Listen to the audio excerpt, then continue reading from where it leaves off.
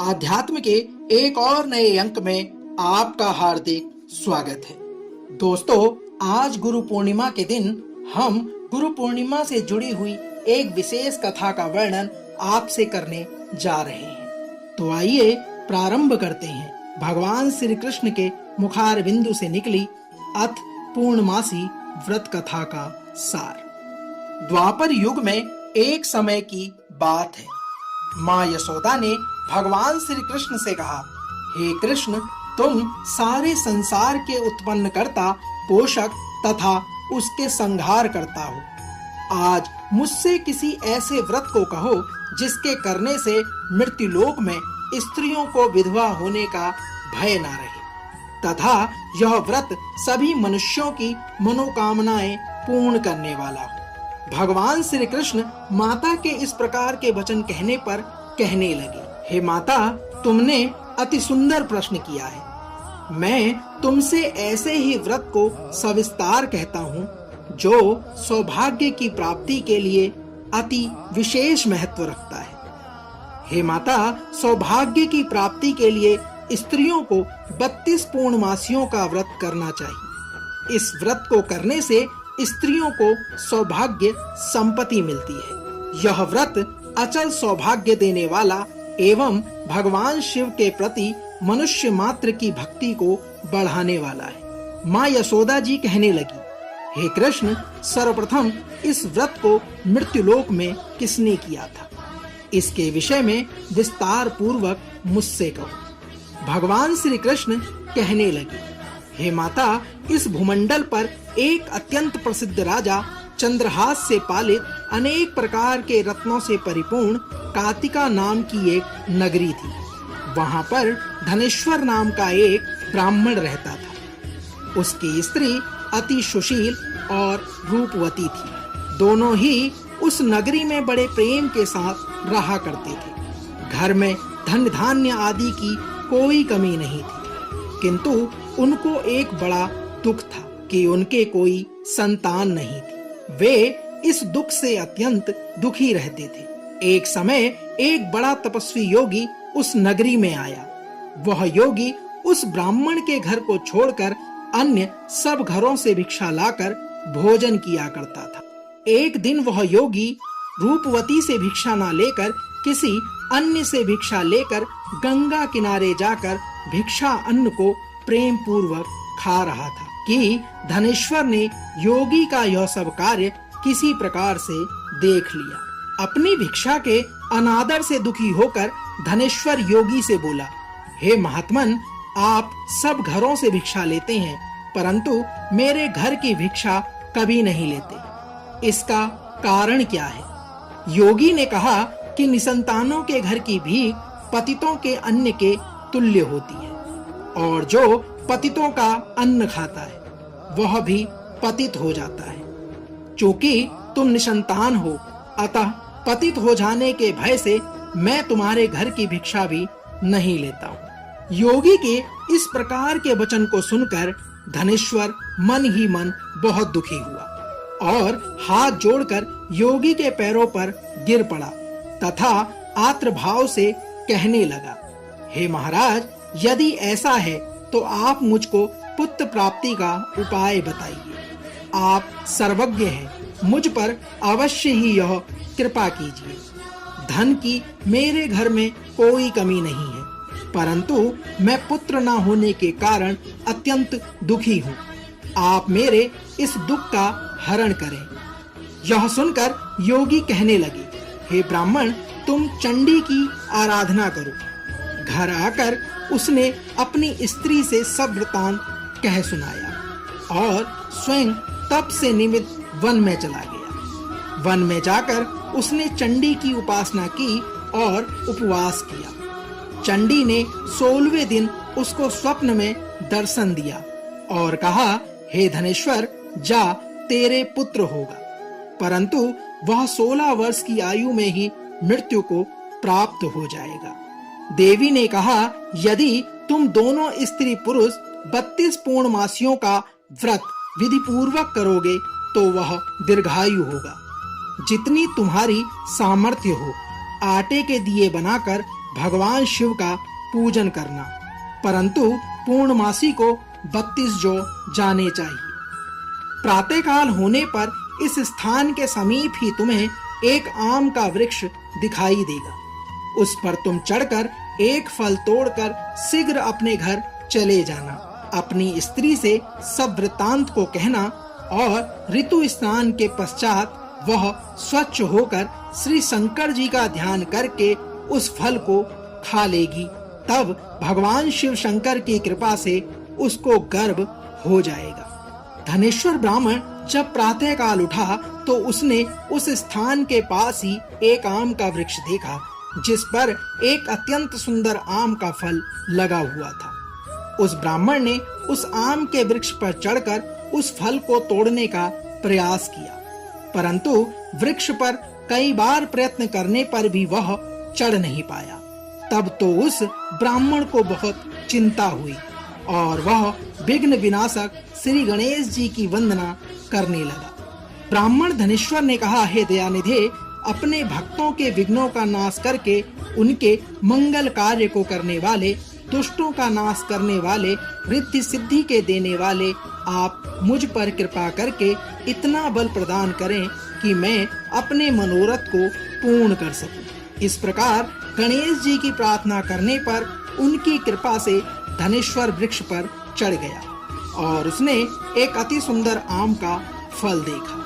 उसने विचार किया कि जो वरदान से फल मिला था वह यह है और कोई फल दिखाई नहीं देता। उस धनेश्वर ब्राह्मण ने जल्दी से उस फल को तोड़कर अपनी स्त्री को लाकर दिया और उसकी स्त्री ने अपने पति के कथनानुसार उस फल को खा लिया और वह गर्भवती हो गई। हे माता, देवी जी की असीम कृपा से उसे एक अत्यंत सुंदर पुत्र उत्पन्न हुआ, जिसका नाम उन्होंने देवीदास रखा। माता पिता के हर्ष और शोक के साथ वह बालक शुक्ल पक्ष के चंद्रमा की भांति अपने पिता के घर में बढ़ने लगा। वह बालक बहुत ही सुंदर, सुशील और विद्या पढ़ने में बहुत ही निपुण हो गया। दुर्गा जी की आज्ञानुसार उसकी माता ने 32 पूर्णमासी का व्रत रखना प्रारंभ कर दिया, जिससे उसका पुत्र बड़ी आयु वाला हो जाए। भगवान श्री कृष्ण आगे कहते हैं, हे माता, 16वां वर्ष लगते ही देवीदास के माता पिता को बड़ी चिंता हो गई, कहीं उनके पुत्र की इस वर्ष में मृत्यु न हो जाए। इसलिए उन्होंने अपने मन में विचार किया कि यदि यह दुर्घटना उनके सामने हो गई तो वह इसे कैसे सहन कर सकेंगे। अस्तु उन्होंने देवीदास के मामा को बुलाया और कहा कि हमारी इच्छा है कि देवीदास 1 वर्ष तक काशी में जाकर विद्या अध्ययन करे और उसको अकेला भी नहीं छोड़ना चाहिए। इसलिए साथ में तुम चले जाओ और 1 वर्ष के पश्चात इसको वापस लौटा लाना। सब प्रबंध करके उसके माता पिता ने काशी जाने के लिए देवीदास को एक घोड़े पर बिठाकर उसके मामा को उसके साथ कर दिया, किंतु यह बात उसके मामा या किसी और से नहीं कही। धनेश्वर ने सपत्नी अपने पुत्र की मंगल कामना तथा दीर्घायु के लिए भगवती दुर्गा की आराधना और पूर्णमासियों का व्रत करना प्रारंभ कर दिया। इस प्रकार बराबर 32 पूर्णमासी का व्रत पूरा कर लिया। कुछ समय पश्चात एक दिन वह दोनों मामा और भांजा मार्ग में रात्रि बिताने के लिए किसी ग्राम में ठहरे हुए थे। उस दिन उस गांव में एक ब्राह्मण की अत्यंत सुंदरी, सुशील, विदुषी और गुणवती कन्या का विवाह होने वाला था। जिस धर्मशाला के अंदर वर और उसकी बारात ठहरी हुई थी, उसी धर्मशाला में देवीदास और उसके मामा भी ठहरे हुए थे। संयोगवश कन्या को तेल आदि चढ़ाकर मंडप आदि का कृत्य किया गया, तो लग्न के समय वर का धनुवार्त हो गया। अस्तु वर के पिता ने अपने कुटुंबियों से परामर्श करके निश्चय किया कि यह देवीदास मेरे पुत्र जैसा ही सुंदर है, मैं इसके साथ ही लग्न करा दूं और बाद में विवाह के अन्य कार्य मेरे लड़के के साथ ही हो जाएंगे। ऐसा सोचकर देवीदास के मामा से जाकर बोला कि तुम थोड़ी देर के लिए अपने भांजे को हमें दे दो, जिससे विवाह के लग्न में सब कृत्य सुचारू रूप से हो सके। तब उसका मामा कहने लगा कि जो कुछ भी मधुपर्क आदि कन्यादान के समय वर को मिले वह सब हमें दे दिया जाए, तो मेरा भांजा इस बारात का दूल्हा बन जाएगा। यह बात वर के पिता ने स्वीकार कर लेने पर उसने अपना भांजा वर बनने को भेज दिया और उसके साथ जब विवाह कार्य रात्रि में विधि पूर्वक संपन्न हो गया, पत्नी के साथ वह भोजन न कर सका और अपने मन में सोचने लगा कि ना जाने यह किस प्रकार की स्त्री होगी। वह एकांत में इसी सोच में गर्म निश्वास छोड़ने लगा तथा उसकी आंखों में आंसू भी आ गए। तब वधू ने पूछा कि क्या बात है, आप इतने उदासीन व दुखी क्यों हो रहे हो? तब उसने सब बातें जो वर के पिता व उसके मामा के बीच हुई थी उन्हें बतला दी। तब कन्या कहने लगी कि यह ब्रह्म विवाह के विपरीत कैसे हो सकता है? देव, ब्राह्मण और अग्नि के सामने मैंने आपको ही अपना पति माना है, इसलिए आप ही मेरे पति हैं। मैं आपकी ही पत्नी रहूंगी, किसी अन्य की कदापि नहीं। तब देवीदास ने कहा, ऐसा मत करिए, क्योंकि मेरी आयु बहुत थोड़ी है। मेरे पश्चात आपकी क्या गति होगी, इन बातों को अच्छी तरह विचार लो। परंतु वह दृढ़ विचार वाली कन्या थी। बोली कि जो भी आपकी गति होगी वही मेरी गति होगी। हे स्वामी, आप उठिए और भोजन कीजिए, आप निश्चय ही भूखे होंगे। इसके बाद देवीदास और उसकी पत्नी दोनों ने भोजन किया तथा शेष रात्रि वे सोते रहे। प्रातःकाल देवीदास ने अपनी पत्नी को 3 नगों से जड़ी हुई एक अंगूठी भेंट की, एक रुमाल दिया और बोला, हे प्रिय, इसे लो और संकेत समझकर स्थिर चित्त हो जाओ। मेरा मरण और जीवन जानने के लिए यह एक पुष्प वाटिका बना लो, उसमें सुगंधित वाली एक नवमल्लिका लगा दो, उसको प्रतिदिन जल से सींचा करो और आनंद के साथ खेलो कूदो तथा उत्सव मनाओ। और जिस दिन मेरा प्राणांत होगा ये फूल सूख जाएंगे और जब ये फिर से हरे हो जाएं तो समझ लेना कि मैं जीवित हूँ। यह बात निश्चय करके समझ लेना, इसमें कोई संशय नहीं है। यह समझाकर वह वहां से चला गया। प्रातःकाल होते ही वहां पर गाजे बाजे बजने लगे और जिस समय विवाह के कार्य समाप्त करने के लिए वर तथा सब बाराती मंडप में आए तो कन्या ने वर को भली प्रकार से देखकर अपने पिता से कहा कि यह मेरा पति नहीं है। मेरा पति वही है जिसके साथ रात्रि में मेरा पाणी ग्रहण संस्कार हुआ था। इसके साथ मेरा विवाह ही नहीं हुआ। यदि यह वही है तो बताइए कि मैंने इसको क्या दिया। मधुपर्क और कन्यादान के समय जो मैंने भूषणादि दिए थे उन्हें दिखाए तथा रात में मैंने क्या गुप्त बातें कही थी वह सब भी मुझे सुनाए। पिता ने उसके कथनानुसार वर को बुलाया। कन्या की यह सब बात सुनकर वह कहने लगा कि मैं कुछ नहीं जानता। इसके पश्चात लज्जित होकर वह अपना सा मुंह लेकर चला गया और सारी बारात भी अपमानित होकर वहां से लौट गई। भगवान श्री कृष्ण आगे कहते हैं, हे माता, इस प्रकार देवीदास काशी विद्या अध्ययन के लिए चला गया। जब कुछ समय बीत गया तो काल से प्रेरित होकर एक सर्प रात्रि के समय उसको डसने के लिए वहां पर आया। उस विषधर के प्रभाव से उसके शयन का स्थान चारों ओर से विष की ज्वाला से विषैला हो गया, परंतु व्रतराज के प्रभाव से उसको काटने न पाया, क्योंकि पहले ही उसकी माता ने 32 पूर्णिमा का व्रत कर रखा था। इसके बाद मध्याह्न के समय स्वयं काल वहां पर आया और उसके शरीर से उसके प्राणों को निकालने का प्रयत्न करने लगा। जिससे वह मूर्छित होकर पृथ्वी पर गिर पड़ा। भगवान की कृपा से उसी समय मां पार्वती के साथ शिव शंकर जी वहां पर पहुंच गए। उसको मूर्छित दशा में देखकर माता पार्वती जी ने भगवान शंकर से प्रार्थना की, हे महाराज, इस बालक की माता ने पहले 32 पूर्णिमा का व्रत किया था, जिसके प्रभाव से हे भगवान आप इसको प्राण दान दें। भवानी के कहने पर भक्त वत्सल भगवान श्री शिव ने उसको प्राण दान दे दिया। इस व्रत के प्रभाव से काल को भी पीछे हटना पड़ा और देवीदास स्वस्थ होकर बैठ गया।